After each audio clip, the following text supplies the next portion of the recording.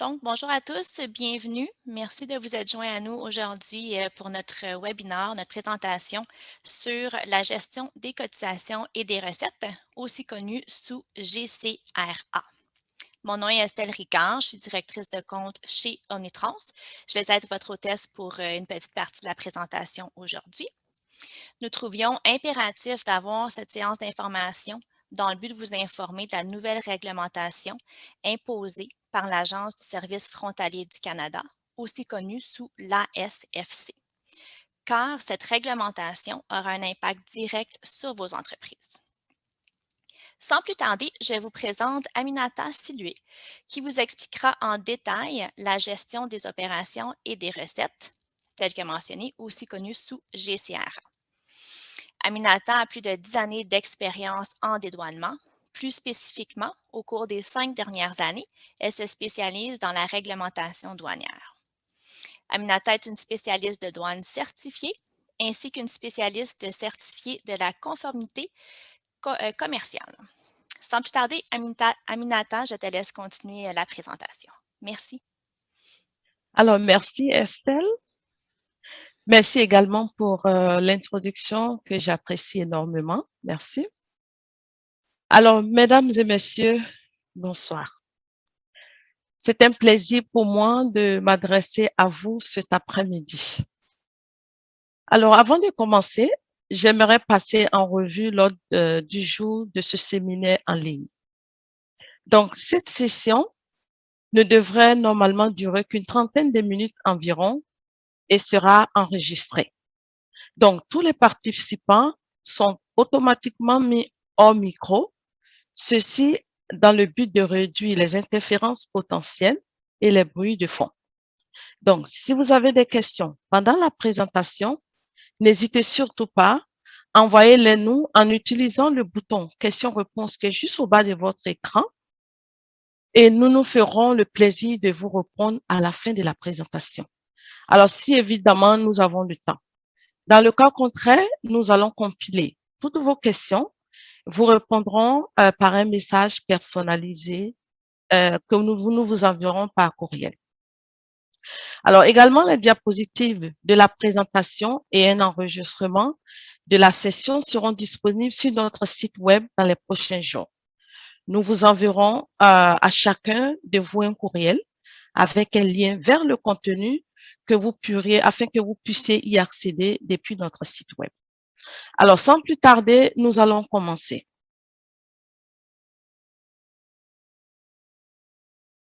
Donc, je vous donne là maintenant un aperçu de ce que nous allons couvrir aujourd'hui. Nous allons définir ce que c'est que la GCRA. Nous vous donnerons un aperçu du programme et ce que cela signifie pour les importateurs que vous êtes. Nous parlerons également des dates importantes et de toute implication pour chaque lancement de la GCRA. Vous comprendrez également quel est votre rôle en tant qu'importateur et quel est notre rôle en tant que courtier en douane. Nous vous fournirons des informations sur ce que vous pouvez faire pour être proactif et assurer une transition en douceur vers les nouvelles exigences de la GCRA. Alors, la GCRA, l'abréviation GCRA, c'est défini comme étant la gestion des cotisations et des recettes de l'Agence des services frontaliers du Canada. C'est un nouveau système qui touchera tous les importateurs sans exception. Donc, l'Agence des services frontaliers du Canada a bien été mandatée par le gouvernement fédéral canadien pour moderniser et numériser le processus de collecte, de paiement des droits de douane et taxes pour les importations commerciales. Ils ont également été mandatés pour être davantage proches de vous, c'est-à-dire être en relation directe avec les clients que vous êtes, donc les importateurs. Et la GCRA, il n'aura pas d'incident sur le processus de déclaration des marchandises importées, ce qui restera complètement inchangé. Mais l'objectif principal de la GCRA est de réorganiser le système de gestion des recettes et de la trésorerie actuellement en place pour l'évaluation et la perception des droits de douane et taxes. Et ce processus sera simplifié et permettra aussi des options de paiement électronique. Donc, la GCRA sera mise en œuvre dans une série de versions. Vous aurez la version 1 qui rentre en vigueur le 25 mai, c'est-à-dire dans seulement 3 semaines. À partir de cette date, les importateurs auront accès au portail client de la GCRA et devront inscrire leur entreprise. Retenez bien, la version 1 rentrera en vigueur dans 3 semaines. Après cela, nous aurons la version 2. C'est là où les principales fonctions de la GCRA entreront en vigueur, donc prévues pour mai 2022. Et en ce moment-là, nous verrons de grands changements, des changements importants dans le processus de déclaration en détail des entrées et le processus financier. Donc, le projet GCRA, en réalité, a été initié il y a de cela quelques années déjà, lorsque le grand livre des comptes avait été mis en œuvre. Donc, la version 2 de la GCRA, c'est la prochaine étape du projet.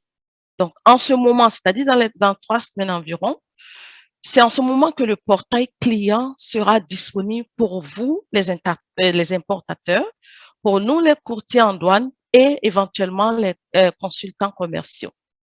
L'objectif premier de cette version, c'est surtout de permettre aux importateurs et aux courtiers en douane de se connecter les uns avec les autres via le portail.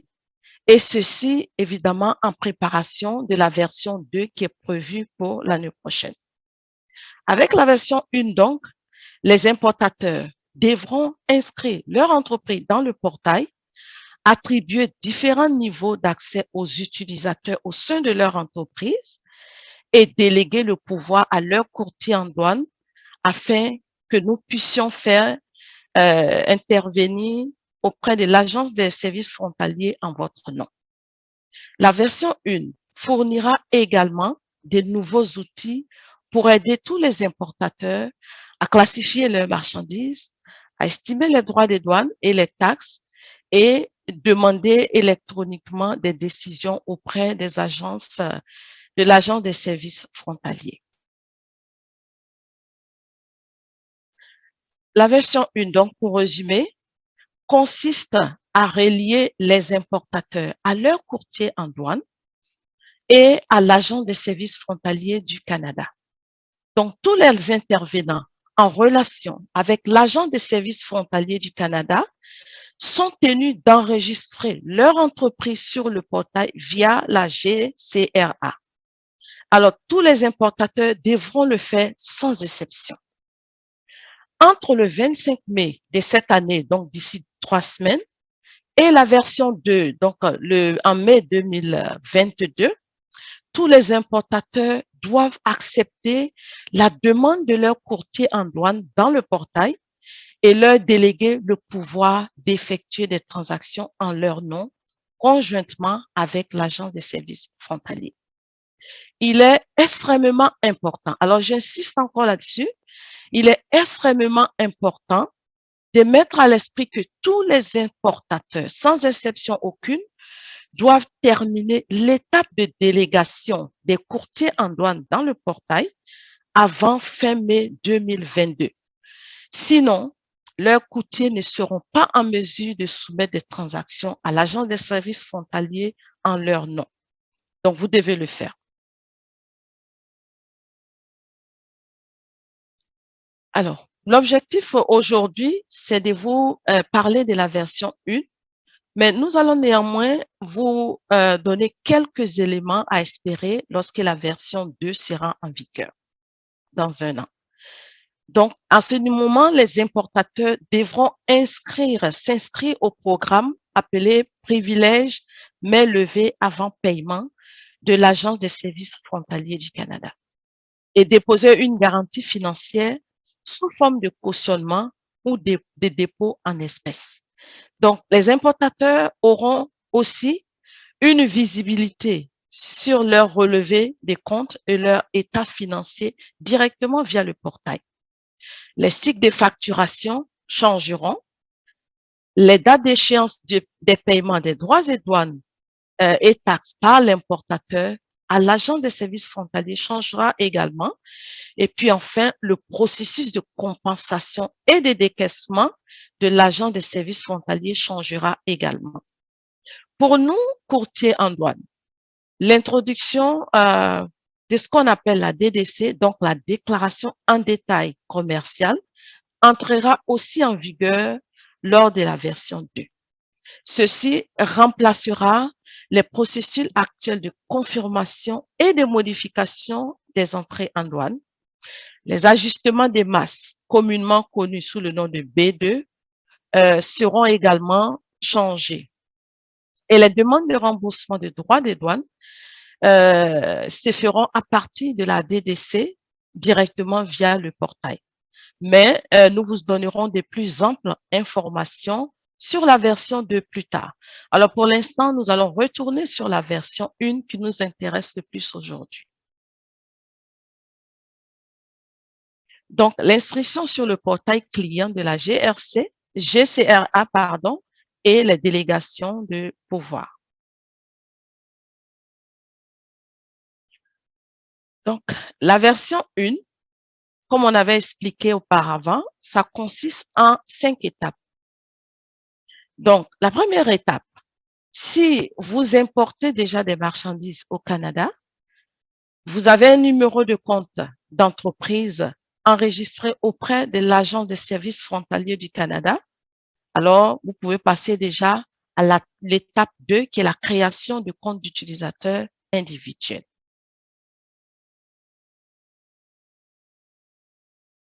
Donc, chaque employé de votre entreprise qui interagit avec l'agent des services frontaliers du Canada, que ce soit pour vérifier des transactions ou alors pour vérifier des transactions, je dirais, d'importation ou effectuer des paiements, devra se connecter au portail client de la GCRA et créer son profil personnel. Donc, une fois que l'utilisateur aura créé son profil personnel, il soumettra une demande via le portail à son responsable désigné pour le compte professionnel de l'entreprise, qui lui associera alors l'employé et lui attribuera des niveaux d'accès spécifiques en fonction de son rôle d'utilisateur.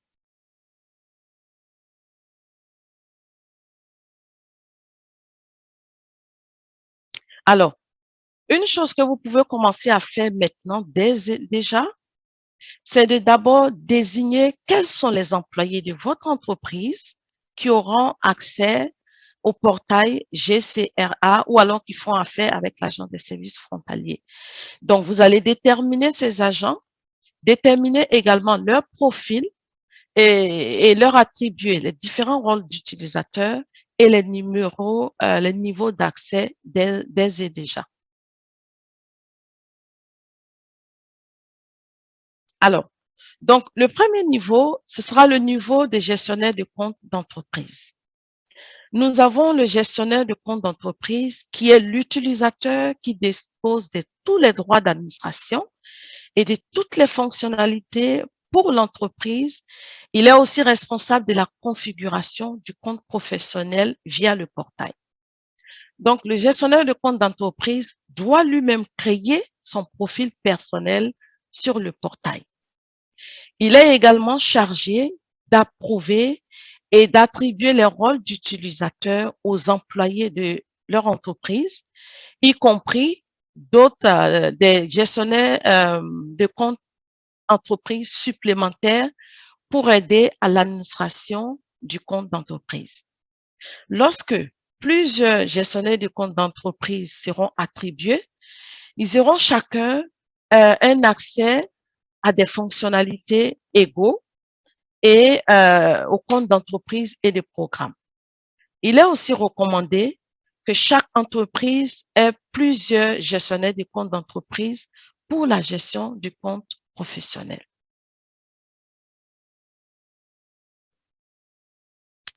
Alors maintenant, le second niveau, ce sera le niveau des gestionnaires de compte de programme. Le gestionnaire de compte de programme aura la capacité de modifier les informations d'inscription au programme, d'accorder l'accès aux employés avec des rôles d'utilisateurs, donc éditeur ou lecteur.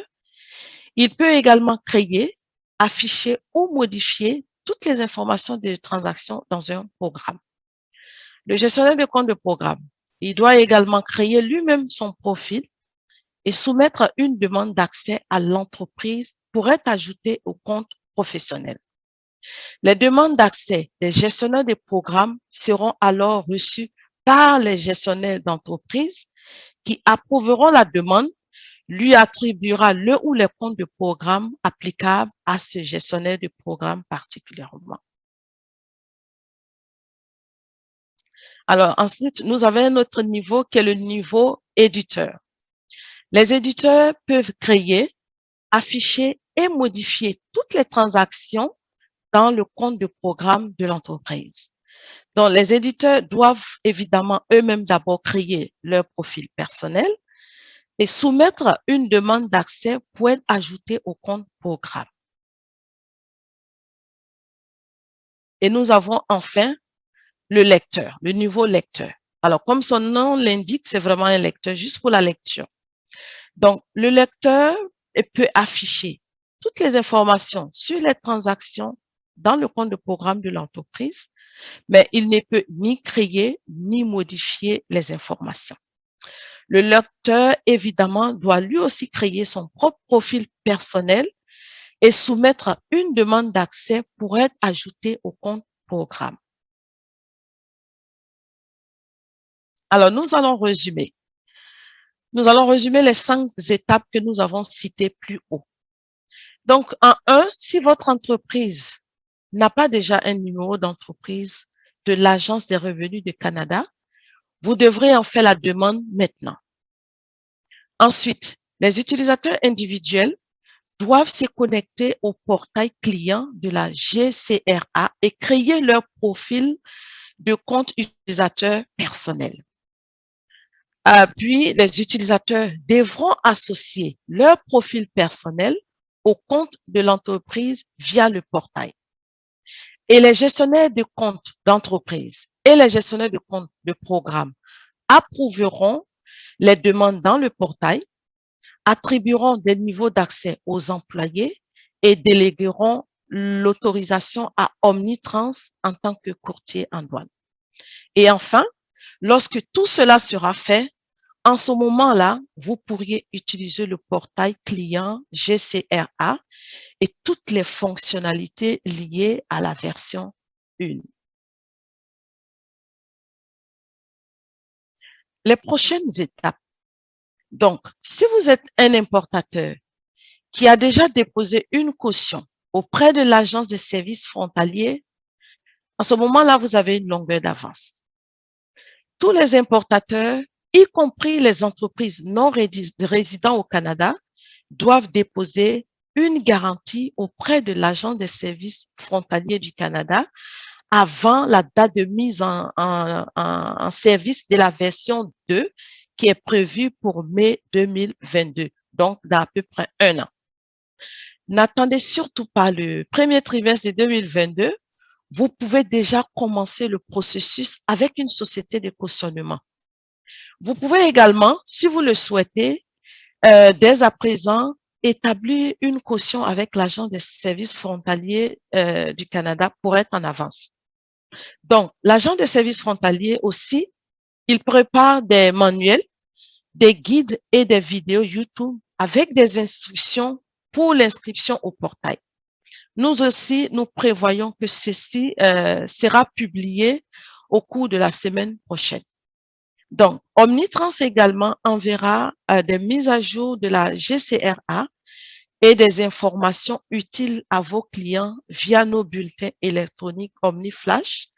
Si vous n'en recevez pas, faites-nous savoir, nous allons vous inscrire. Alors, une fois disponible, c'est-à-dire le 25 mai, inscrivez votre entreprise sur le portail client de la GCRA et attribuez des niveaux d'accès à vos employés. Alors, il faut s'assurer de le faire dans le temps imparti. N'attendez surtout pas la dernière minute.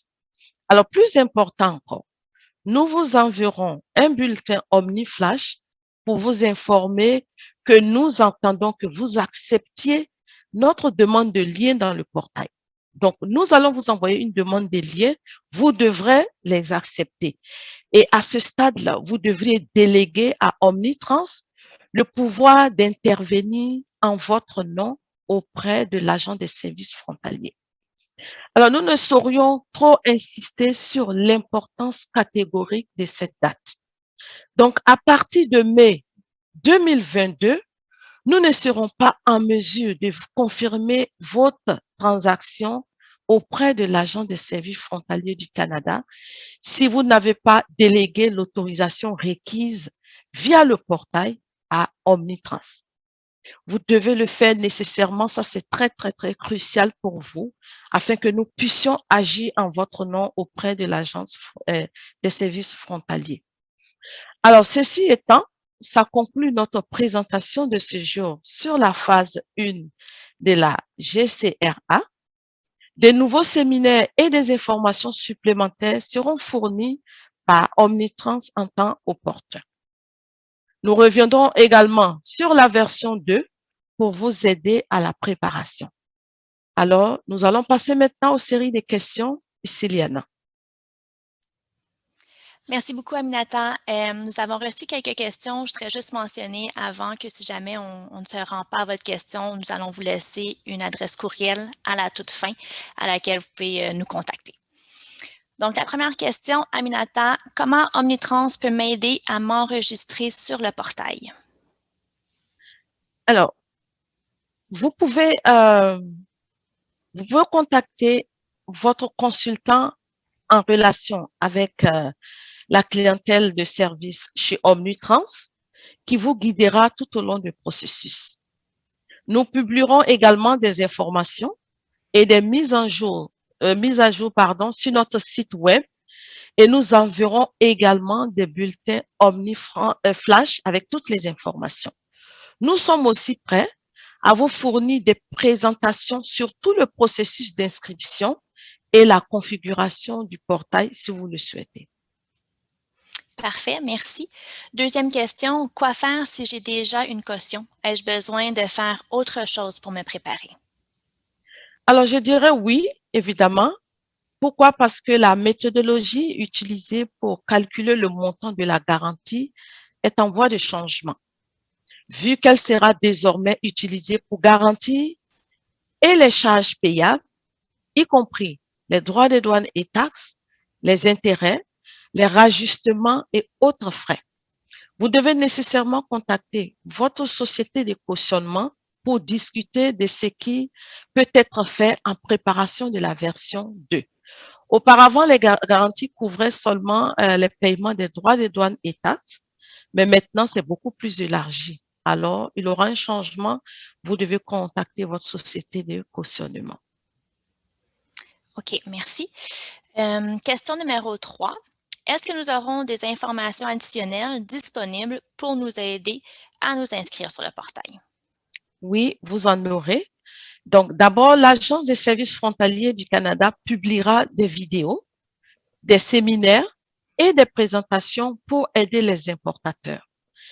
Omnitrans également enverra des informations importantes via le bulletin OmniFlash et publiera des informations sur notre site web sous le menu. Donc, si vous allez sous le menu GCRA, sur notre page d'accueil du site, vous verrez toutes les informations. Y sont et vous pourriez y accéder.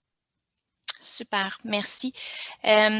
Quatrième question, question importante, je crois. Quelles sont les répercussions si nous ne nous enregistrons pas dans les temps, donc avant mai 2022? Si vous ne vous enregistrez pas dans le temps, vous ne serez pas en mesure d'importer au Canada. Aucune entrée en douane ne sera possible. Alors, aucune. Il n'y aura aucune exemption. La douane, l'agence des services frontaliers est très formelle là-dessus. Si vous ne vous enregistrez pas dans le temps, vous ne pourriez faire aucune transaction commerciale comme entrée en douane au Canada. alors vous devez le faire nécessairement. D'accord. Donc, ça va être la dernière question pour aujourd'hui. Question numéro 5. Que sont les comptes de programme? Est-ce que, Aminata, vous pouvez nous donner un exemple? Alors, si vous avez une entreprise, si une entreprise importe des marchandises au Canada, elle a déjà un compte de programme. Donc, et ce compte s'appelle compte d'import-export qui se reconnaît à partir des lettres RM. Donc, vous avez le numéro d'entreprise à 9 chiffres. Ensuite, vous avez la lettre RM pour import-export et vous avez ensuite des numéros en fonction des succursales. Donc, vous avez numéro entreprise RM, ensuite 001 pour le succursale 1, 002 pour le succursale 2. Nous avons au total, enfin, l'agence des services frontaliers a au total 4 programmes. Il y a le RC, qui est impôt sur le revenu des sociétés. Il y a le RM, importation et exportation, qui vous concerne le plus. Il y a le RP, revenu sur la paye. Et enfin, il y a le RT, la taxe sur les produits et services, donc la TPS. Et c'est cela qu'on appelle les programmes. Mais nous sommes concernés simplement par le programme RM qui concerne les importations et les exportations. Merci, Aminata. Je vois qu'il y a quelques questions que nous n'avons pas pu répondre, mais nous voulons être respectueux de votre temps. Donc, ce que nous allons faire, c'est pour les questions qui restent, nous allons vous répondre directement. Donc, juste nous laisser un petit peu de temps, puis nous allons vous revenir là, par courriel concernant ces questions-là. Puis, si vous n'avez pas posé vos questions dans les boîtes ici, juste à nous envoyer un courriel à l'adresse courriel que vous voyez à votre écran. Donc, encore, merci beaucoup de vous être joint à nous. Ce fut un plaisir, puis nous allons rester en contact avec vous concernant ce programme. Merci. Merci. Au revoir.